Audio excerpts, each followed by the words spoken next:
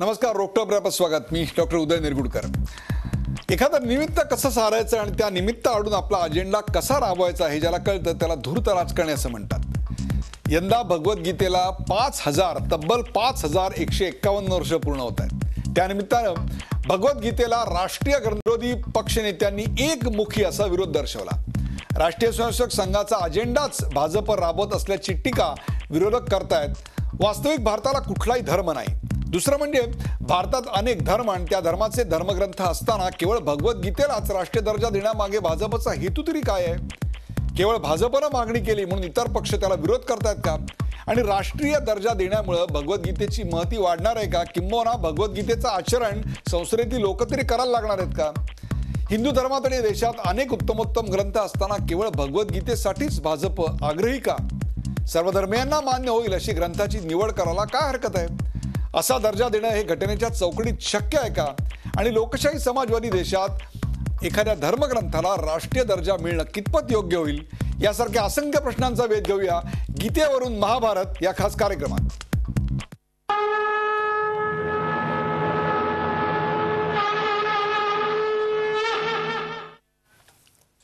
गीतेवरून महाभारत या कार्यक्रमात सर्वप्रथम पाहूया या विषयावरचा एक खास रिपोर्ट. अमेरिका के राष्ट्रपति बराक ओबामा के हाथ में प्रधानमंत्री ने अपनी ओर से श्रीमद् भगवत गीता भेंट करके इसको राष्ट्रीय ग्रंथ जैसा सम्मान तो पहले ही दे दिया. एक औपचारिक घोषणा बाकी है, लेकिन सम्मान पहले ही मिल गया. परराष्ट्र मंत्री सुषमा स्वराज यांच्या या विधानामुळे नवा वाद निर्माण झालाय. दिल्लीत भगवद्गीतेला 5,151 वर्ष झाल्यानिमित्त आयोजित एका कार्यक्रमात त्यांनी हे जाहीर केलं आणि एक नवा वाद छेडला गेला. काँग्रेससह तमाम विरोधी पक्षांनी भाजप राष्ट्रीय स्वयंसेवक संघाचा अजेंडा राबवत असल्याचा आरोप केलाय. Hinduism is only one religion है. हमारे देश में कई और धर्म है. तो जब एक नेशनल होली बुक के बारे में बोलें, कैसे बोल सकते हैं जब विभिन्न तरह के धर्म हमारे देश में प्रैक्टिस हो जाता है. भाजपा के लोग आरएसएस का जो एजेंडा है वो पूरा कर रहे हैं. भगवत गीता को राष्ट्रीय ग्रंथ अनाउंस करके क्या मैसेज देना चाहते हैं? इस देश में ये बिल्कुल चलेगा नहीं. ना तो कुरान शरीफ, ना तो बाइबल, ना तो भगवत गीता, कोई भी इस देश में राष्ट्रीय ग्रंथ नहीं बनाई जा सकती. इस किस्म का बयान देकर तो जो बाकी धर्म को मानने वाले लोग हैं, फिर तो वो लोग भी आवाज उठाएंगे कि उनका जो ग्रंथ है वो भी राष्ट्रीय घोषित होना चाहिए. मैं समझती हूँ कि इस किस्म का बयान उनको नहीं देना चाहिए था. भाजपचा मित्रपक्ष असलेल्या शिवसेनेनं मात्र गीता राष्ट्रीयच नव्हे तर आंतरराष्ट्रीय ग्रंथ असल्याचं म्हटलंय. गीता यह केवल राष्ट्रीय ग्रंथ नहीं, यह अंतरराष्ट्रीय ग्रंथ बनने के काबिल है. आज सारी दुनिया गीता का अनुकरण कर रही है. कर्म करा, फळाची अपेक्षा करू नका अशी शिकवण देणाऱ्या भगवद्गीतेला राष्ट्रीय ग्रंथाचा दर्जा देऊन भाजपला नेमकी कुठली फळं मिळवायची आहेत हा सवाल आहे. त्यामुळे नेत्यांनी या विषयावरून वाद निर्माण करण्याऐवजी गीतेतल्या तत्वांचं आचरण केलं तर अधिक वेगानं आजचे दिन येतील यात शंका नाही. Bureau report, Zee media. गीतेवरून महाभारत अर्थात भगवद्गीतेला राष्ट्रीय ग्रंथाचा दर्जा देता येईल का याविषयी घटनाज्ञ काय म्हणतात डॉक्टर उल्हास बापट्टे पाहूया. राज्याला, भारताला कुठलाही धर्म नाही. किंबहुना सेक्युलरिझम म्हणजे धर्मनिरपेक्षता हा बेसिक फीचर सर्वोच्च न्यायालयाने धरलेला आहे. म्हणजे धर्माप्रमाणे जर का एखादं राज्य चालवलं तर त्याच्यावर राष्ट्रपती नेमणूक लादता येते, कारण then the state is not carried on according to the provisions of the constitution. तेव्हा याबद्दलची जी भूमिका आहे सर्वोच्च न्यायालयाची ती अत्यंत स्वच्छ आहे. मला असं वाटतं की मोदींचा विसर पडलेला दिसतोय सुषमा स्वराज यांना, कारण संसदेमध्ये जेव्हा त्यांनी प्रवेश केला त्यावेळी त्यांनी संसदेच्या पायरीवर डोकं ठेवून असं म्हटलं होतं की हे एक मंदिर आहे आणि राज्यघटना हाच यापुढे धर्मग्रंथ आहे भारताचा, असं मोदींचं वाक्य होतं. तर सुषमा स्वराज त्या कदाचित विसरलेल्या दिसत आहेत. परंतु समजा याची काही कृती झाली तर उद्या सर्वोच्च न्यायालय भारताचं राज्यघटनेचं संरक्षण करण्याकरता आहेच, ते घटनाबाह्य म्हणून डिक्लेअर करतील. गीतेवरून महाभारत या कार्यक्रमात आज बहुचर्चित विषयाकरता आमंत्रित केलेल्या चर्चा करण्याकरता आपल्यासोबत आहेत अतुल भातखळकर, भारतीय जनता पक्षाचे नवनिर्वाचित आमदार आणि नेते अतुल भातखळकर. अतुल भातखळकरजी, आपल्या या कार्यक्रमात स्वागत. डॉक्टर रत्नाकर महाजन, काँग्रेसचे प्रवक्ते, हे आपल्या या कार्यक्रमात आहेत. पुण्याहून त्यांचंही स्वागत. सय्यदभाई हे मुस्लिम सत्यशोधक मंडळाचे ज्येष्ठ कार्यकर्ते आहेत आणि संपूर्ण महाराष्ट्र त्यांना एक मुस्लिम विचारवंत म्हणून ओळखतो. सय्यदभाई, आपलं या कार्यक्रमात स्वागत. तर या कार्यक्रमात आज ज्यांची गीतेवरची शेकडो नव्हे तर हजारो प्रवचनं आजवर देश विदेशात झाली आणि कोट्यावधी लोकांनी गीतेचे विचार ज्यांच्या मुखातून ऐकले असे विद्या वाचस्पती शंकर अभ्यंकर हे या विषयावर बोलण्याकरता आपल्या सोबत आलेले आहेत. कार्यक्रमाची सुरुवात करताना सर्वात पहिला प्रश्न अर्थातच अतुल भातखळकर यांना. अतुल भातखळकर, भगवद्गीतेला राष्ट्रीय ग्रंथ म्हणून दर्जा द्यावा हा विचार एकाएकी या हिवाळी अधिवेशनाच्या गर्दीमध्ये भारतीय जनता पक्षाच्या मनात आला तरी कुठून? नाही, मुळामध्ये गीतेच्या संदर्भातला एक कार्यक्रम त्या ठिकाणी आयोजित केला गेला होता की गीतेला 5000पेक्षा अधिक वर्ष पूर्ण झाली आणि त्या कार्यक्रमात सुषमा स्वराज यांनी अशा प्रकारचं विधान केलेलं आहे. सरकार आपली भूमिका येणाऱ्या दिवसात अधिक स्पष्ट करेल आणि त्यांनी म्हटल्यामुळे औपचारिकता बाकी असेल तर ती औपचारिकताही आम्ही पूर्ण करू. आता अशी काही घोषणा केल्यानंतर स्वाभाविक एक सेक्युलर कोल्हेकोई या देशामध्ये चालू होणं अत्यंत स्वाभाविक आणि अपेक्षित आहे. त्यामुळे या कोल्हेकोईकडे किती लक्ष द्यायचं हा ज्याचा त्याचा प्रश्न आहे. हा राष्ट्रीय ग्रंथ घोषित केला याचा अर्थ गीतेच्या प्रमाणे उद्या प्रत्येकाने वागायचं आहे आणि देश हा गीतेतल्या वचनांच्या आधारावर चालणार आहे अशी काही कोणाची कल्पना नाही आहे. आणि स्वतः नरेंद्र मोदींनी जेव्हा जपानमध्ये गीता भेट दिली तेव्हा त्यांनी म्हटलंच होतं की मी गीता भेट दिल्यानंतर आता माझ्या देशातले सेक्युलरिस्ट लोक याच्यावरनं बरीच आरडाओरडा करतील. त्यामुळे या विधानामधनं किंवा राष्ट्रीय ग्रंथ म्हणून घोषित झाला याचा अर्थ घटनेच्या ऐवजी गीता आहे आणि गीतेच्या आधारावर यापुढे देशाची राजवट चालवायची आहे अशा प्रकारचं एक बवांडर उभं केलं जाईल. त्याच्यामध्ये काही तथ्य नाही आहे.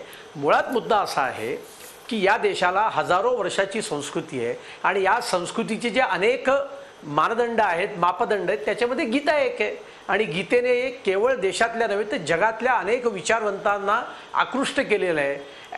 म्हणजे हा जगातला एकमेव असा ग्रंथ असेल की ज्या ग्रंथाचं विश्लेषण करण्याकरता एकाहून एक विद्वानांनी, टिळक असतील, महात्मा गांधी असतील, अशा विद्वानांनी हजारो पानं त्याच्याकरता खर्ची पाडलेली आहेत. त्यामुळे हा राष्ट्रीय ग्रंथ घोषित जर का सरकारने उद्या केला याचा अर्थ घटना बाजूला ठेवली आणि घटनेच्या विरोधात काही करतायत असं समजायला काही कारण नाहीये. या देशाच्या संस्कृतीचे अनेक मापदंड आहेत, त्यातल्या एका मापदंडाला एक राष्ट्रीय ग्रंथ म्हणून घोषित केलं एवढं. अगदी 100% तुमचं म्हणणं मान्य आहे की तुमचा कुठलाही याच्यातला अजेंडा नाही. परंतु गंमत अशी आहे की मृत्यूसमयी महात्मा गांधी जेव्हा हे राम म्हणतात तेव्हा ते धार्मिक वाटत नाही, परंतु भारतीय जनता पक्ष जेव्हा राम म्हणतो तेव्हा ते धार्मिक वाटतं. तसंच ज्या गीतेवर आयुष्यभर महात्मा गांधींनी प्रवचनं दिली ते धार्मिक वाटत नाहीत, परंतु भारतीय जनता पक्षानं भगवद्गीता म्हटल्यानंतर ती धार्मिकच वाटायला लागते. अशा प्रकारची परिस्थिती असल्याचा एक बचाव तुमच्याकडनं येतोय. पॉईंट वेल टेकन. आपल्याबरोबर डॉक्टर रत्नाकर महाजन आहेत. डॉक्टर रत्नाकर महाजन, मला तुम्ही सांगा की गीतेसारख्या 5151 वर्ष पूर्ण झालेल्या ग्रंथाला, मार्गदर्शक ग्रंथाला, जीवन प्रणालीच्या मार्गदर्शक ग्रंथाला आपण जर राष्ट्रीय दर्जा दिला तर त्यातून या देशाच्या सर्व धर्म समभाव किंवा धर्मनिरपेक्षतेला कसं काय बरं ठेच पोहोचते किंवा धक्का लागतो? गीता हे महाभारत नावाच्या महाकाव्याचा एक भाग आहे आणि हे महाभारत महाकाव्य जे आहे ते भारतातल्या भूमीवर झालेल्या एका मोठ्या लढाईचं वर्णन करणारं काव्य आहे. तेव्हा हे काव्य आहे एकदा लक्षात घेतलं की ही घटना नक्की केव्हा घडली याचं कालमापन जे आहे ते अजून नेमक्या पद्धतीनं झालं नाही. सांकलियांसारख्या विद्वानांनी सुद्धा महाभारताचा काळ ठरवण्यामध्ये एवढी ॲक्युरसी किंवा एवढी अचूकता कधी दाखवलेली नव्हती. त्यामुळं 5000 का 5500 का 6000 कुणाला माहीत नाही, पण ते आपण तूर्त बाजूला ठेवू. मुळामध्ये राष्ट्रीय पक्षी मोर, राष्ट्रीय खेळ हॉकी, तसं राष्ट्रीय ग्रंथ गीता या पातळीवर हा विषय नेऊन ठेवायचा असेल तर गोष्ट वेगळी. पण गोष्ट त्यापेक्षा गंभीर आहे ती अशी की 26 जानेवारी 1950ला या देशाच्या जनतेनं स्वतःला अर्पित केलेली राज्यघटना हा या देशाचा राष्ट्रीय ग्रंथ आहे आणि त्या राष्ट्रीय ग्रंथाच्या आधारेच या देशाचा कारभार चालवायचा आहे. पण एकदा राष्ट्रीय ग्रंथ असं म्हटलं की त्या राष्ट्रीय ग्रंथातले आज कालबाह्य झालेले आधार देखील देता येतात आणि त्या आधारे आपल्या त्या वेळच्या संकुचित राजकीय कृतींचं समर्थन करता येतं. या उद्देशानं जर ही सूचना आली असेल तर ती काही फारशी स्वागतार्ह नाही, नव्हे ती निषेधार्ह आहे. दुसरं असं की ओबामांना गीता भेट दिली याचा अर्थ गीता राष्ट्रग्रंथ झाला किंवा राष्ट्रीय ग्रंथ झाला असं अजिबात होत नाही. त्याचं कारण उद्या समजा ओबामानी जपानच्या पंतप्रधानांना बायबल भेट दिलं तर ती काय बायबल लगेच अमेरिकेचं राष्ट्रीय ग्रंथ होतो काय? मुळात राष्ट्रीय ग्रंथ या नावानं एका विशिष्ट पुस्तकाला मान्यता देण्याचं औचित्य काय, इथपासूनच ही चर्चा सुरू झाली पाहिजे. पॉइंट वेटेकर आपल्याबरोबर विद्या वाचस्पती शंकर अभ्यंकर आहेत. डॉक्टर शंकर अभ्यंकर, भगवद्गीता हा एकमेव ग्रंथ आहे का हिंदू धर्मियांचा की ज्याच्या मागणी करता राष्ट्रीय ग्रंथ म्हणून इतका आटापिटा व्हावा किंवा त्याला असा काँग्रेस किंवा इतर मायावती असतील, समाजवादी पार्टी असेल यांच्याकडून विरोध व्हावा? उपनिषद आहेत, पुराण आहेत, वेद आहेत, अनेक गोष्टी आहेत. या सगळ्याला मान्यता मिळवण्याच्या ऐवजी नेमकी भगवद्गीताच का? आपण भगवद्गीतेचे फार मोठे अभ्यासक आहात, भाष्यकार आहात, म्हणून हा प्रश्न आपल्याला. उदयजी, सर्वप्रथम मी आपलं हार्दिक अभिनंदन करतो. झी 24 तासवर राष्ट्रीय महत्त्वाचा असा एक विषय आपण चर्चेला घेतलात, त्याच्याबद्दल मनापासून आपलं अभिनंदन. गीता हा आत्ता जो प्रस्ताव झाला त्याप्रमाणे धार्मिक ग्रंथ नाही आहे. म्हणजे या संपूर्ण कार्यक्रमाचा चर्चेचा जो प्रस्ताव आहे तो मुळातच चुकीचा आहे. भगवद्गीता हा तत्वज्ञानाचा सर्वश्रेष्ठ ग्रंथ आहे. आत्ता उल्लेख झाला राज्यघटनेचा. राज्यघटनेशी सर्वात अतिशय सुंदर संवाद करेल असा या राष्ट्रामधला कोणता ग्रंथ असेल, धर्मनिरपेक्ष ग्रंथ असेल तर तो श्रीमद भगवद्गीताच आहे. महात्मा गांधीजींनी या ग्रंथाला शिरोधार्य केलेलं होतं. या ग्रंथामध्ये भगवद्गीतेमध्ये वर्णव्यवस्था आलेली आहे. त्याच्या उदंड टीका होते, पण उदयची वर्णाश्रम व्यवस्था ही महात्मा गांधीजींना 100% नव्हे 1000% मान्य होती. यंग इंडियाच्या अनेक ग्रंथांमध्ये त्यांनी त्याचं वर्णनही केलेलं आहे. दुसरं असं की केवळ भारतीयांसाठी किंवा केवळ हिंदूंच्यासाठी भगवद्गीता ग्रंथ नाही, तो अवघ्या मानव मात्राचं कल्याण करणारा ग्रंथ आहे. आणखीन महत्त्वाची गोष्ट अशी की विज्ञानाचे जे सिद्धांत आहेत त्याला छेद देणारी एकही गोष्ट श्रीमद भगवद्गीतेमध्ये नाही. गीता प्रत्येक मानवाला नराचा नारायण कसा करावा हे शिकवते. गीतेची शिकवण ही तत्वज्ञानाची आहे, जीवन मूल्यांची आहे, सद्गुणांची आहे आणि केवळ हिंदूंनी किंवा भारतीयाने तो शिरोधार्य करावा असा ग्रंथ नाही. जगामधल्या कोणत्याही व्यक्तीनं त्यातलं तत्वज्ञान, त्यातली मूलतत्व जर स्वीकारली तर त्याचा नराचा नारायण होऊ शकतो असं अलौकिक सामर्थ्य श्रीमद भगवद्गीतेमध्ये आहे. भगवद्गीतेचा अभ्यास किती लोकांनी केला असेल मला माहिती नाही. आज अनेक जणांनी भगवद्गीतेवर टीका केली, पण श्रीमद भगवद्गीतेचं अंतरंग किती जणांनी वाचलं असेल मला माहिती नाही. जसं राज्यघटना ही समूळ वाचली गेली पाहिजे आणि राज्यघटनेची तत्व समजावून घेतली पाहिजेत, तशी श्रीमद भगवद्गीता अथपासून इतिपर्यंत पहिल्यांदा अभ्यासली पाहिजे. आपल्या राज्यघटनेमध्ये 13 महत्त्वाची कलमं दिलेली आहेत. याच्यामध्ये विज्ञानावर जसा भर दिलेला आहे तसा सांस्कृतिक एकात्मतेवर भर आपल्या राज्यघटनेनं प्राधान्याने दिलेला आहे. आणि सांस्कृतिक एकात्मता साधण्यासाठी श्रीमद भगवद्गीतेसारखा दुसरा खरोखरच ग्रंथ नाही आहे. भगवद्गीतेमध्ये कशाचंही खंडन नाही आणि भगवद्गीतेमध्ये कशाचंही मंडन नाही. भगवद्गीतेने कोणत्याही धर्मावर टीका केलेली नाही आहे. ज्यांना तत्वज्ञानाचा अभ्यास करायचा आहे, ज्यांना आत्मोन्नती करून घ्यायची आहे, ज्यांना स्वतःचा उद्धार करायचा आहे, त्या सगळ्यांसाठी श्रीमद भगवद्गीतेची द्वारं खुली आहेत. वॉरेन हेस्टिंग्स, मॅक्स मुल्लर यांच्यापासून अगदी आधुनिक कालखंडामधल्या सर्व तत्वज्ञानी गीतेला आलिंगन दिलेलं आहे. इतकंच काय, जर्मनीमधले पॉल डायसन म्हणत असत की खरा सुख शांतीचा मार्ग जगामधल्या एकाच ग्रंथामध्ये आहे आणि तो एकमेव ग्रंथ म्हणजे अर्थातच भारताचा श्रीमद भगवद्गीता ग्रंथ. म्हणजे थोडक्यात मला मला मला मला तुम्हाला थांबवायचं अशा करता वाटतंय की तुम्ही जे मुद्दे मांडले त्याच्यात 3 महत्वाचे मुद्दे आहेत की महात्मा गांधींना प्रिय असणारा, वर्णाधारित व्यवस्थेचा पुरस्कार करणारा, त्याही बरोबर विज्ञानवादी असणारा, कोणाचंही खंडन आणि मंडन न करणारा, धार्मिकतेचं लेबल लावायची बिलकुल नाही, गरज गांधींनी नसलेला हे मान्य आणि केलेलं नाही. आध्यात्मिक बरोबर आहे. अशा मी स्वरूपाच्या आपल्याला भूमिका ती मांडलेल्या आहेत. अर्थातच यावर सय्यद भाई आणि रत्नाकर महाजन यांना निश्चित बोलायचं असेल, त्यांचे जे काही फक्त विचार मी म्हणेन, आहेत ते आपण एका ब्रेक नंतर ऐकू. कुठे जाऊ नका, पाहत राहा. गीतेवरून महाभारत या कार्यक्रमात पहिल्या भागामध्ये विद्या वाचस्पती शंकर अभ्यंकर यांच्या विवेचनावर अर्थातच डॉक्टर रत्नाकर महाजन यांचे आक्षेप असणारे ते उघड आहे. डॉक्टर रत्नाकर महाजन, धर्मग्रंथ आणि राष्ट्रीय ग्रंथ असा एक नवा वाद भारतामध्ये निर्माण होतोय. नक्कीच निर्माण होतोय, पण त्यापूर्वी मला एक असं सांगितलं पाहिजे की गीता प्रशस्ती ही अमर्याद गोष्ट आहे. ती कितीही वेळ चालली तरी ती अपुरीच ठरते. मुद्दा एखाद्या ग्रंथाच्या प्रशस्तीचा नाही, तो एखाद्याला आवडतो एखाद्याला ना आवडतो. आवडत्या माणसानी जगातला सर्वोत्कृष्ट ग्रंथ म्हणून त्याचं वर्णन अवश्य करावं, त्याला आक्षेप घेण्याचं कारण नाही. पण जर गीता हे सर्वश्रेष्ठ ग्रंथ, तत्वज्ञान सांगणारा ग्रंथ असेल, तर बायबल, कुराण किंवा झेन दावेस्ता हे सुद्धा काही कमी तत्वज्ञान सांगितलं जाणारे ग्रंथ नाहीत. त्या ग्रंथानुयायांच्या दृष्टीनं तेही ग्रंथ तेवढेच महत्वाचे आहेत. आता मला मी तुम्हाला बोलायची पूर्ण संधी देतो. फक्त मला एक सांगा, ही जर मागणी भारतीय जनता पक्षानं केली नसती तरी सुद्धा आपलं हेच म्हणणं झालं असतं. Point number 1. आणि पॉइंट नंबर 2, जर माजी पंतप्रधान मनमोहन सिंग यांनी गुरु ग्रंथ साहिब जर कोणाला सादर केला असता, कोणाला भेट म्हणून दिला असता, तर त्यावर अशा प्रकारची टीका झाली असती का? काय वाटतं आपल्याला? नाही, ग्रंथ कुणाला कुणी काय भेट द्यावा हा ज्याचा त्याचा प्रश्न आहे, तो काही टीकेचा विषय नाही.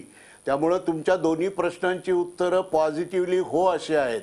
मी असं सांगत होतो की एखाद्या पाश्चिमात्य विद्वानानं गीता डोक्यावर घेऊन नाचली हे जसं महत्त्वाचं आहे, तसं रेव्हरंड नारायण वामन टिळक बायबलविषयी काय म्हणाले हेही महत्त्वाचं आहे.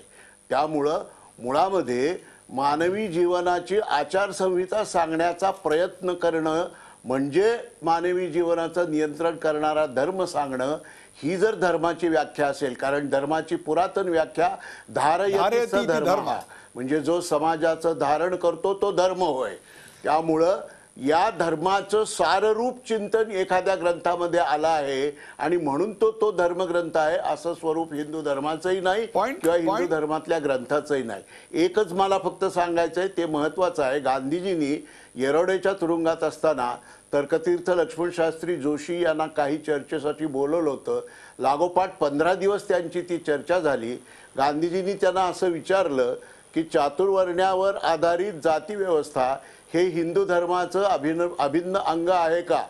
15 दिवसांच्या चर्चेनंतर शास्त्रीजींनी त्यांना उत्तर दिलं, हो आहे. गांधीजी म्हणाले, मग मी हिंदू नाही, मग मी फक्त मानव आहे आणि मी विश्वमानव आहे. हे तर्कतीर्थ लक्ष्मण शास्त्री जोशी यांनी स्वतः अनेक वेळाला सांगितलेलं आहे आणि लिहून पण ठेवलेलं आहे. आता अर्थात यावर गांधीजींच्या नावाने आपण काय काय खपवावं याचाही जरा सारासार विवेक केला पाहिजे. काय सांगाल शंकर अभ्यंकरजी? अगदी सोपं उत्तर आहे याच्यावर. सर्वप्रथम महाभारत हा ऐतिहासिक ग्रंथ आहे. काव्यामध्ये लिहिलेला तो इतिहास आहे हे सर्वप्रथम. त्याचं कारण महाभारतामध्ये अनेक ठिकाणी 100 पेक्षा अधिक वेळेला महाभारत हा इतिहास आहे आणि मी तो ग्रथित करतोय असं महर्षी व्यासांनी स्वच्छ लिहून ठेवले. मगाशी मी उल्लेख केला की हा तत्वज्ञानाचा सर्वश्रेष्ठ ग्रंथ आहे. त्याला धार्मिक केवळ ग्रंथ म्हणू नका. आणि हा जगातला पहिला असा ग्रंथ आहे की तत्वज्ञानाची समग्र मांडणी यांनी करून दाखवलेली आहे. नियतम कुरु कर्मत्वम, तुझं कर्म नित्य कर. उद्धरेत आत्मनात्मानम, तुझा तू उद्धार कर. अद्वेष्टा सर्वभूतानाम, कोणाचाही तू द्वेष करू नकोस. अभयम सत्व संशुद्धी, ज्ञानयोग व्यवस्थिती, दानम दमश्य यज्ञश्य, स्वाध्यायस्तप आर्जवम. 26 गुणांची मालिका सांगितली. ते मानवानी सद्गुण धारण करावे. शंकर अभ्यंकर, यातला सर्वात महत्त्वाचा मुद्दा तुम्ही आता जो तुम्ही महत्त्वाचा मुद्दा सांगितला तो म्हणजे कोणाचाही द्वेष करू नकोस. इतर धर्मीय या सगळ्या घटनेकडे कसे बघतात? आपल्याबरोबर सय्यद भाई आहेत. सय्यद भाई हे मुस्लिम सत्यशोधक समाजाचे ज्येष्ठ कार्यकर्ते आहेत. सय्यद भाई, सर्वप्रथम आपली एक ज्येष्ठ मुस्लिम विचारवंत म्हणून याच्यावर प्रतिक्रिया काय आहे? आणि भारतीय जनता पक्षाच्या नेत्यांनी जर अशा प्रकारची मागणी केली नसती तरी सुद्धा आपण भगवद्गीतेला राष्ट्रीय ग्रंथाचा दर्जा द्यायला कडाडून विरोध केला असतात का?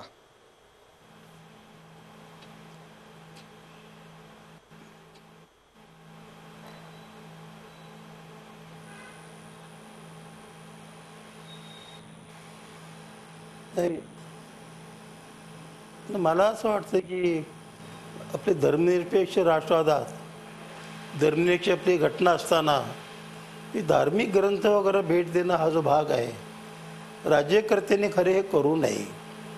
कारण आपल्या देशातले 125 कोटीचा जो जनता आहे त्याचं कुराण घ्या, बायबल घ्या, इंजिल घ्या, अनेकांचे धर्म ग्रंथ जे आहे तो समाज घडवलेला आहे त्यांनी, ते काय देऊ नये? मग अशा गोष्टी समाजापासून येतील. आणि खरं मला जो प्रश्न जो होतो ना, राज्यकर्त्यांनी आपली राज्यघटना म्हणून भेट म्हणून द्यावी लोकांना. राज्यघटना किती आदर्श आहे ही. 125 कोटी लोकांचं जे भाग्य उदात्त करणार आहे ते न देता धर्मग्रंथाचं भेट देणं अतिशय मला वाटतं चुकीचं आहे. किंवा ते जे सत्ताधारी पक्ष त्यांनी तरी किमान करू नये. मग या पद्धतीने समजा इतर धर्मांच्या ग्रंथवाल्यांनी जर मागणी केली तर तेही तुम्हाला द्यावं लागतील ना. मग आपण एकूण देशाची प्रगती, जसं मोदी म्हणतात सबका साथ सबका विकास, हे विकास होणार नाही. प्रत्येकजण आपल्या धर्माचा उद्योग करत बसलो आपण. गीतेबद्दल मला आधार आहे, सगळं धर्मग्रंथाबद्दल आधार आहे. पण या पद्धतीने परत धर्म रस्त्यावर आणून, जसं काही प्रत्येक समाजातली अशी माणसं आहेत, बरंच चालेल आपण आपल्या पोळी भाजून घेऊया, या पद्धतीने करू नये असं माझं प्रामाणिक मत आहे. अनेक प्रश्न आहेत. आपण जातीमध्ये भेद कमी करायला निघालो. त्या संदर्भातले जे उल्लेख असतील, त्या संदर्भातले जे लिखाण असेल तो पुढे आणलं पाहिजे. संबंध ग्रंथ, धर्मग्रंथ जसं तसं समाज दुसऱ्यांना भेट देणं, त्याच्या उद्योग करणं, हे आजच्या या धर्मनिरपेक्ष राष्ट्रात अजिबात करू नये असं माझं प्रामाणिक मत आहे. अतुल भातखळकर, काय सांगाल? भारतीय जनता पक्षानं ही मागणी रेटल्यामुळं त्यावर टीका होते आहे का सय्यद भाईंनी आता सांगितलेला विचार आपल्याला महत्त्वाचा वाटतोय? नाही, मुळामध्ये सुरुवातीलाच म्हटलं ना की सुषमा स्वराजांनी गीतेवरच्या एका कार्यक्रमामध्ये हेच विधान केलेलं आहे की गीतेला इतके वर्ष झालेली आहेत, राष्ट्रीय ग्रंथ म्हणून तो घोषित होण्याची एक औपचारिकता बाकी राहिलेली आहे, या अर्थाचं विधान त्यांनी केलेलं आहे. मुद्दा असा आहे की यातला खरा मूळ मुद्दा, या चर्चेतला खरा जो असायला पाहिजे की या देशाला काही इतिहास, या देशाला काही संस्कृती हजारो वर्षाची आहे किंवा नाही. मूळ मुद्दा जो वारंवार या सगळ्या चर्चेमध्ये येत असतो, त्याचा मूळ जो भाग आहे की या देशामध्ये 15 ऑगस्ट 1947ला नवीन राष्ट्र जन्माला आलं का इथे हजारो वर्षापासूनचं एक राष्ट्रजीवन चालू आहे, हा यातला खरा कळीचा मुद्दा आहे एक. आणि मग या राष्ट्रजीवनातले काही चांगले मानबिंदू कुठले आहेत? हिंदू धर्माविषयी चर्चा खूप लांब करता येईल, पण माझं व्यक्तिगत मत असं आहे की हिंदू धर्म हा खरं तर पहिला धर्म आहे जो पंथनिरपेक्ष धर्म आहे. हे जे बाकीच्या धर्मांचा उल्लेख करतायत ते धर्म नाही आहेत, ते पंथ आहेत. डॉक्टर राधाकृष्णन यांनी हिंदू धर्माचं वर्णन फार चांगलं केलं आहे. त्यांनी असं म्हटलंय, हिंदू धर्म is the parliament of religion. बाकीचे रिलिजन आहेत, हा धर्म आहे. आणि ज्या धर्माची व्याख्या मगाशी रत्नाकर महाजनांनी सांगितली त्या व्याख्येप्रमाणे तो हिंदू धर्म आहे. त्याच्यामुळे ही चर्चा खरं तर मूलभूत करता येईल. त्यामुळे गीतेची तुलना लगेच अजून एखाद्या धर्मग्रंथाबरोबर करणं हे फार मला वाटतं चुकीचं होईल, कारण तो तत्वज्ञानाचा ग्रंथ आहे, रूढार्थान तो धर्मग्रंथ नाही आहे. आणि हिंदू संस्कृतीचं वैशिष्ट्य कुठलं असेल तर हेच वैशिष्ट्य आहे की पंथनिरपेक्ष तत्वज्ञान त्यांनी कायम मांडलेलं आहे, हे आपण लक्षात ठेवण्याची गरज आहे. मूळ वक्तव्य, त्यामागची समस्या, त्यावरचं उत्तर, या सगळ्या मागे किती सखोल आहे. मुळात होणारी चर्चा ही ज्या गोष्टी करता व्हायला पाहिजे ती गोष्ट आता नेमकी ऐरणीवर येते. एका ब्रेक नंतर यावर रत्नाकर महाजन आणि सय्यद भाई काय म्हणतात ते पाहूया. कुठे जाऊ नका, पाहत राहा झी24 तास. आपलं पाहत आहे गीतेवरून महाभारत.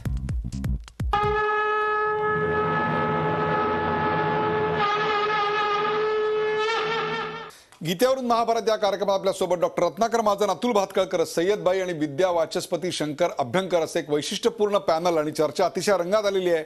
रत्नाकर महाजन, सर्वप्रथम नरेंद्र मोदी यांनी जपानचे पंतप्रधान शिंजो अॅबे, त्यानंतर जपानचे सम्राट, त्याच्यानंतर बराक ओबामा यांना भगवद्गीता एक भेट वस्तू म्हणून देणं, त्यानंतर सुषमा स्वराज यांनी त्याचा राष्ट्रीय ग्रंथ म्हणून मागणी करणं किंवा या कार्यक्रमामध्ये अतुल भातखळकर यांनी हिंदू हाच धर्म आहे आणि बाकीचे पंथ आहेत, तर गीता हे तत्वज्ञानाचा भाष्य करणारा ग्रंथ आहे, तो धार्मिक ग्रंथ नाही अशा स्वरूपाचं विधान करणं ही एक प्रकारे आपल्याला भाजपच्या वेल थॉट वेल प्लॅन्ड रणनीतीचा भाग वाटते।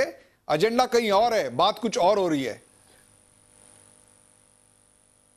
याला दुसऱ्या भाषेत कहीं पे निगाह है कहीं पे निशाणा असं म्हणता येईल, पण तो मुद्दा तूर्त आपण बाजूला ठेवूया। मुद्दा असा की एका बहुधर्मीय बहुभाषीय आणि बहुआयामी अशा देशाचा प्रमुख ज्या वेळेला दुसऱ्या देशाच्या पंतप्रधानांना जाऊन भेटतो त्यावेळेला तो काय करतो त्याच्या प्रत्येक जेस्चरवर जगाचं लक्ष असतं आणि त्याच्या देशाचं सुद्धा लक्ष असतं। उदाहरणार्थ गौतम बुद्ध हे या भूमीचेच पुत्र होते आणि बौद्ध धर्म हा या देशातच जन्माला आलेला धर्म होता। अशा परिस्थितीमध्ये जपानच्या पंतप्रधानांना जिथं बुद्धाच्या काळापासून बौद्ध धर्माचा प्रसार करण्याचे प्रयत्न झाले त्या पंतप्रधानांनी यांनी गौतम बुद्धाचा एखादा ग्रंथ का बरं भेट नाही दिला? मुळात कुठलाच धर्मग्रंथ भेट देण्याची काय आवश्यकता नाही। रत्नाकर महाजन मला एक साधा प्रश्न असा पडलाय की भगवद्गीता भेट देणं किंवा भगवद्गीतेचा राष्ट्रीय ग्रंथ म्हणून सन्मान करणं यात इतर धर्मग्रंथांचा, मग त्या झेंद अवस्था असेल, गुरुग्रंथ साहिब असेल, कुराण असेल, इतर अनेक ग्रंथ असतील, यांचा अपमान आहे असा समज काँग्रेस का बरं करून घेते? अपमान आहे बिलकुल नाही, असा बिलकुल आमचं म्हणणं नाही। आमचं म्हणणं असं की भगवद्गीतेची प्रशस्ती ज्यांना जितका वेळ करायची आहे त्यांनी ती अवश्य करत राहावी। आजही चालूच आहे समाजामध्ये गीता धर्म मंडळ अमुक तमुक हे जे काही चालू आहे ते चालूच आहे, ते काही कुणी बंद करणार नाही। पण म्हणून व्यवहारामध्ये काय आहे, व्यवहारामध्ये भगवद्गीता ही कोण पुजतं, कोण वाचतं, कोण एकमेकांना सांगतं, बायबल हे कुठल्या धर्माचा आधारभूत ग्रंथ आहे, कुराण हा कुठल्या धर्माचा आधारभूत ग्रंथ आहे, व्यवहार काय आहे हे महत्त्वाचं। तत्वज्ञानाच्या पातळीवर सगळीच तत्वज्ञान एक असतात। उदाहरणार्थ ज्यांनी पहिला आयुष्यात एकही पाप केलं नसेल किंवा एकही गुन्हा केला नसेल त्यांनी पहिला दगड मारावा असं ज्या वेळेला बायबलमध्ये सांगितलं जातं त्यावेळेला तर तत्वज्ञान नसतं, नाही तर काय असतं? त्यामुळे प्रत्येक ग्रंथामध्ये अशा प्रकारचं काही तत्वज्ञान हे अनुच्युत असतं आणि त्यासाठीच धर्मग्रंथ असतात। म्हणून गीतेला कमी लेखण्याचा प्रश्न नाही। गीता ही आपल्या ठिकाणी जेवढी मोठी असायला पाहिजे तेवढी मोठी आहेच आहे। प्रश्न वरकरणी इनोसंट दिसणारे प्रश्न हाती घ्यायचे, बरोबर आहे, त्या मार्गाने आपल्या गोष्टी इतरांवर लादायच्या, या मुद्द्याला विरोध आहे। रत्नाकर महाजन तुमचा मुद्दा कळलेला आहे। सय्यद भाई, भगवद्गीतेला काँग्रेसचा विरोध नाही आहे, परंतु भगवद्गीता ज्यांच्या हातात आहे त्या हाताला आणि त्या हातांमागच्या विचाराला आणि त्या विचारांच्या हेतूला त्यांचा विरोध दिसतोय। आपलं काय म्हणणं आहे? एकाधिकारशाहीच्या बळावर या देशातली बहुविधता मारायचा डाव आहे असा एक प्रकारचा छुपा आरोप आता होतोय। आपलाही तसाच आरोप आहे? आपल्याला तसंच वाटतंय?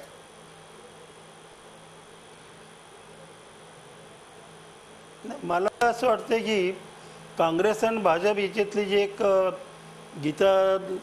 भगवद्गीतेला घेऊन जी चर्चा सुरू आहे मला राजकारणाचा भाग वाटतं की आमच्यासारखे परिवर्तनवादी कार्यकर्त्यांना काय वाटतं तुम्हाला सांगतो मी। एका बाजूला राज्यघटना हाच आपला म्हणजे राजकीय काय त्यांना म्हणणार की धार्मिक राष्ट्रीय ग्रंथ आपण मानलं पाहिजे असा प्रचार करतो आपण, समाजात ते रुजवत असताना धार्मिक ग्रंथ आणून ते धर्माचं नाही आहे असं जर मांडणी केली त्याच्यावर खूप गोंधळ होण्याची शक्यता आहे।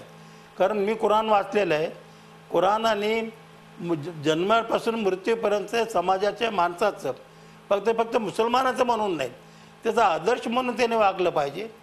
या जगभरात जर मुसलमानांची संख्या जर पाहिली अधिक कोट्यवधीच्या प्रमाणात ती आहे आणि अतिशय आदर्श ग्रंथ आहे कुराण एक धार्मिक ग्रंथ मानू नाही, जीवन ग्रंथ आहे तो, त्या पद्धतीने मी त्याच्याकडे पाहतो। दिस इज व्हेरी इंटरेस्टिंग। सय्यद भाई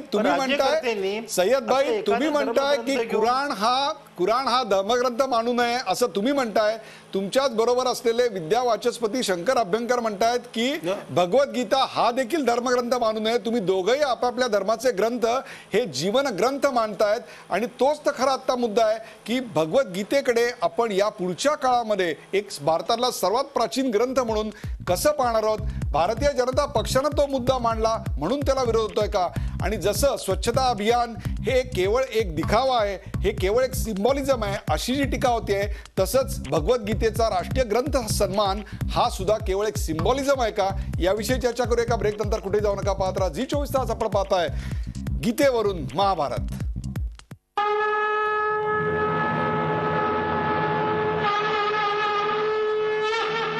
गीतेवरून महाभारत. अतुल भातखळकर, एक प्रकारे सर्व धर्मियांची सहमती असल्या बिना अशा प्रकारच्या गोष्टी केल्यानंतर त्या इतकी कडवट टीका होऊ शकते याची जाणीव निश्चितच आपल्याला असेल. सवाल तो नाही आहे. सवाल असा आहे की ज्याप्रमाणे केवळ सिम्बॉलिझमवर भाजपचा भर असतो, मग ते स्वच्छता अभियान असेल किंवा इतर अनेक उपक्रम असतील, अशी टीका वारंवार होते, तशीच आत्ता या उपक्रमावरही टीका होऊ शकते याची जाणीव आपल्याला. आपण काय उत्तर द्याल? ही टीका कोण करताय? इतर सर्व विरोधक करतायत. विरोधकच करतायत. बरोबर आहे. जीव सत्तेशिवाय तळमळतोय, ज्यांना जनतेने घरचे दरवाजे दाखवले ते विरोधक टीका करतायत, त्यामुळे ते टीका करणारच आहेत. या सिम्बॉलिझमचा काय मुद्दा आहे? देशभरामध्ये स्वच्छ भारत संकल्पना मांडून त्याच्याकरता जोर दिला, ठिकठिकाणी स्वच्छ भारताचे कार्यक्रम आयोजित केले जात आहेत. मग हा फक्त सिम्बॉलिझम कसा काय असू शकतो? आपण कधी पाहिलं का देशाचा प्रधानमंत्री स्वतः अर्धा पाऊण तास हातात झाडू घेऊन काम करतोय आणि त्यांच्यापासून प्रेरणा घेऊन हजारो भारतीय नागरिक त्याप्रमाणे काम करण्याचा प्रयत्न करतायत? या सिम्बॉलिझम कसं काय असू शकतं? त्यामुळे या सिम्बॉलिझमचा काही मुद्दा नाही आहे. आणि मी पुन्हा एकदा सांगतो की या सगळ्या चर्चेचा मूळ मुद्दा हा आहे की तुम्ही या देशाकडे राष्ट्र म्हणून कसं बघताय, हा त्यातला खरा मुद्दा आहे. या देशाची संस्कृती कुठली आहे हा या चर्चेचा खरा मूळ मुद्दा आहे. आणि या मूळ मुद्द्यावरचं डिबेट एकदा कधी सेटल करावं लागेल. ते जनतेने केलेलं आहे 283 जागा देऊन. जनतेच्या मनात काही संभ्रम नाहीये. ही भारतीय संस्कृती आहे, ती हजारो वर्षापासून चालत आलेली आहे. आणि ही संस्कृती धर्मनिरपेक्ष म्हणजे पंथनिरपेक्ष या अर्थाने ती पंथनिरपेक्ष आहे. रत्नाकर महाजन, यात मला असं वाटत नाही यात काही चर्चा आहे. गीतेचं नाव घेतलं की लगेच कुराणाचं नाव घ्यायचं, म्हणजे रूढार्थाने जे हिंदू समाजाचं काही आहे हे म्हटल्यानंतर अन्य दोन धर्मियांची नावं घ्यायची. या देशामध्ये हा जो ढोंगी सेक्युलरिझम चाललेला आहे, या सेक्युलरिझमवर आघात करण्याची गरज आहे. युपीए सरकारच्या काळामध्ये सरस्वती वंदना बंद झाली, दीपप्रज्वलन बंद झालं. Point wait taken. आपल्याला कार्यक्रमाच्या वेळेची सरस्वती वंदना, दीपप्रज्वलन हा संस्कृतीचा भाग नाहीये, हा तुम्हाला धार्मिकतेचा भाग वाटतो. त्यामुळे हे सगळे ढोंगी सेक्युलरिझम आणि मतांकरता चाललेली हीच हे आहे. याच्यापुढे याला काही अर्थ नाहीये. त्यामुळे भारतीय जनता पार्टीचा कुठला तरी छुपा अजेंडा आहे, कहीं पे निगाने कहीं पे निशाण्यावर काही नाही. आमचे विचार हे स्पष्ट आणि स्वच्छ आहेत. या विचारामध्ये कुठेही तडजोड नाहीये, ते कुठे लपण्याचा मुद्दा नाही. रत्नाकर महाजन, जर भारतीय जनता पक्ष जर स्वच्छपणे असं सांगतोय, विद्यावाचस्पती पण सांगतायत की हा एक धर्मग्रंथ नाही तर तो एक जीवन ग्रंथ आहे, तसंच कुराण हा देखील जीवन ग्रंथ आहे असं म्हटलं जात आहे, तर मग सवाल असा आहे की काँग्रेस आपली विचारधारा बदलून एक प्रकारे या मुद्द्याकडे भाजपनं आणलेला मुद्दा न पाहता एक प्रकारे जीवन पद्धतीचा प्रचार करणारा मुद्दा आहे म्हणून का बघू शकत नाहीये? एकतर असं आहे की नुकत्याच झालेल्या लोकसभा आणि विधानसभा निवडणुका आणि राष्ट्रीय ग्रंथ कुठला असावा हा विषय यांचा परस्पराशी काही संबंध नाही. पण तो परस्परांशी संबंध आहे असं दाखवणं म्हणजे सत्तेमुळं आलेली मस्ती अजूनही उतरलेली नाही याची ती निशाणी आहे. मुद्दा निवडणुकीत कोण जिंकलं, कोण हरलं, कुणाची सत्ता गेली, कुणाची सत्ता आली हा नाहीच आहे. मुद्दा राष्ट्रधारणेचा आहे, शासन संस्थेच्या सातत्याचा आहे आणि शासन संस्थेच्या लोकाभिमुखतेचा मुद्दा आहे. या विषयात या दृष्टीने जर यावर चर्चा करायची असेल तर ती अधिक फलदायी ठरण्याचा संभव आहे. नाहीतर कुणाच्या तरी मस्ती प्रदर्शनाचं व्यासपीठ असं या चर्चेचं विकृत स्वरूप येईल, ते आपण टाळलं पाहिजे. नंबर 1. नंबर 2, स्वातंत्र्य चळवळीचा इतिहास ज्यांनी थोडा जरी वाचला असेल त्यांच्या हे लक्षात असेल की महात्मा गांधींनी राष्ट्रीय स्वातंत्र्याचे जे कार्यक्रम दिले त्यात ग्रामसफाई आणि सार्वजनिक स्वच्छता यात हाही एक अत्यंत महत्त्वाचा विधायक कार्यक्रम होता. आणि याला अनुसरून जिथं जिथं काँग्रेसच्या महासभेचं अधिवेशन झालं तिथं एक दिवस त्या गावाच्या आणि आसपासच्या सफाईसाठी सर्व नेते इन्क्लुडिंग पंडित नेहरू हे जात असत. हे ज्यांना थोडा जरी इतिहास माहीत आहे किंवा लक्षात आहे त्यांच्या ध्यानात पॉइंट वेळ टेकन. रत्नाकर महाजन, कार्यक्रमाची वेळ संपत आली आहे. काल नाही मला बोलायचंय निरगुडकरजी, मला बोलायचं काही गरज नाही. आज जे काँग्रेस करत होतं ते आज भाजप करते असं आपण म्हणूया. अतुल भातखळकर, वेळ अत्यंत थोडा आहे, बोला. नाही एवढंच आहे की भारत स्वातंत्र्याचा इतिहास आपणच वाचलाय आणि सगळ्या ज्ञानाचा मक्ता आपल्याकडे आहे असा समाजवाद अहंकार असणं हे चांगलं नव्हे. त्यामुळे स्वतः नरेंद्र मोदींनी स्वच्छ भारत अभियानाची संकल्पना जेव्हा काशीमध्ये मांडली तेव्हाच त्यांनी महात्मा गांधींचा उल्लेख केला होता आणि त्यांच्या येणाऱ्या 125 जन्मशताब्दी निमित्तापर्यंत भारत स्वच्छ झाला पाहिजे. त्यामुळे आम्ही इतिहास वाचत असतो, फक्त आपल्यालाच कळतं हा जो नैतिक आहे. भगवद्गीता हा युद्धाच्या आधीचा ग्रंथ होता याची जाणीव आता आपल्याला निश्चित प्रेक्षक झाली असेल. या कार्यक्रमाचा शेवट करताना अगदी शेवट थोडक्यात विद्यावाचस्पती शंकर अभ्यंकर की युद्धभूमीवरचा हा ग्रंथ होता, आता सुद्धा यातून दुर्दैवानी किंवा सुदैवानी जे काय असेल ते एक विचारमंथन भारतामध्ये होईल का? यात पुन्हा धार्मिक राजकारण होतंय असं आपलं वाटतंय आपल्याला?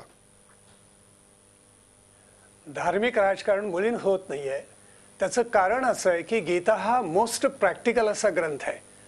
मानवाला त्याच्या उन्नतीचा मार्ग दाखवणारा ग्रंथ आहे.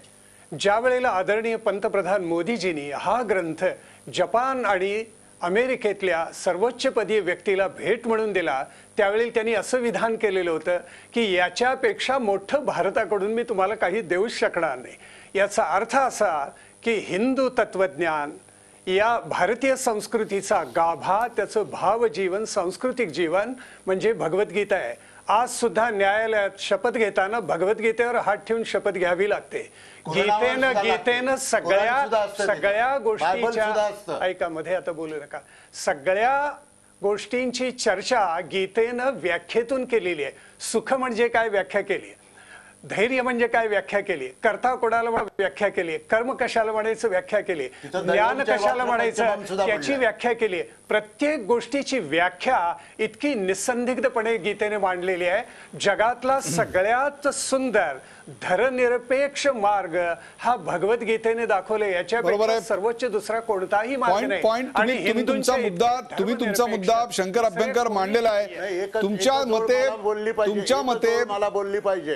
मते भगवद्गीता हा एक प्रकारे धार्मिक ग्रंथ नसून तो आध्यात्मिक ग्रंथ आहे, तर कुराण हा देखील आध्यात्मिक ग्रंथ आहे, तो जीवन ग्रंथ आहे असं जोरदार प्रतिपादन आपल्याकडे सय्यद भाईंनी केलं.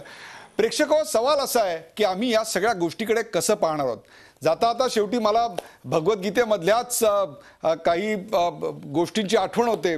जो हुआ वह अच्छा हुआ, जो हो रहा है वह भी अच्छा हो रहा है, जो होगा वह भी अच्छा होगा, तुम भूत का पश्चाताप न करो, भविष्य की चिंता न करो, वर्तमान चल रहा है, तुम्हारा क्या गया जो तुम रोते हो, तुम क्या लाए थे जो तुमने खो दिया, तुमने क्या पैदा किया था जो नाश हो जाएगा, न तुम कुछ लेकर आए, जो लिया यहीं से लिया, जो लिया यहीं पर दिया, जो लिया इसी से लिया, जो दिया इसी को दिया, खाली हाथ आए और खाली हाथ चले, जो आज तुम्हारा है कल किसी और का था, परसों किसी और का होगा, तुम इसे अपना समझकर मग्न हो रहे हो, बस यही प्रसन्नता तुम्हारे दुखों का कारण है.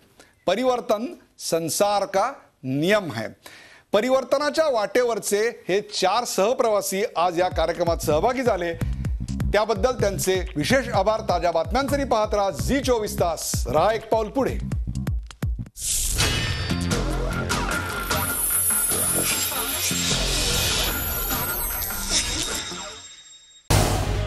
झी24 तास रहा